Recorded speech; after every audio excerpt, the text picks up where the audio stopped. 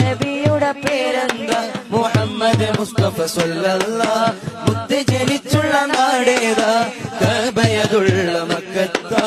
മുത്ത് വഫാതായ ഭൂമി മദീന മണ്ണിലെ ചേരുള്ള സ്വർഗത്തൊപ്പ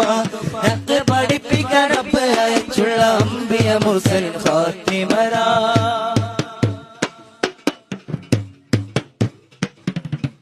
ആമിന ബീവി പൊന്നുമ്മ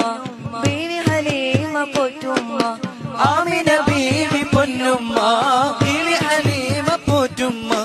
ആരംഭ പൈതൽ പിറക്കും മുന്നേ പിരിഞ്ഞു പൊന്നു പാത്തുള്ള ആദ്യത്തെ ഭാര്യ ഖദീജുമ്മ അവരിൽ പിറന്നു ബി ഫാത്തിമ ആദ്യത്തെ ഭാര്യ ഖദീജുമ്മ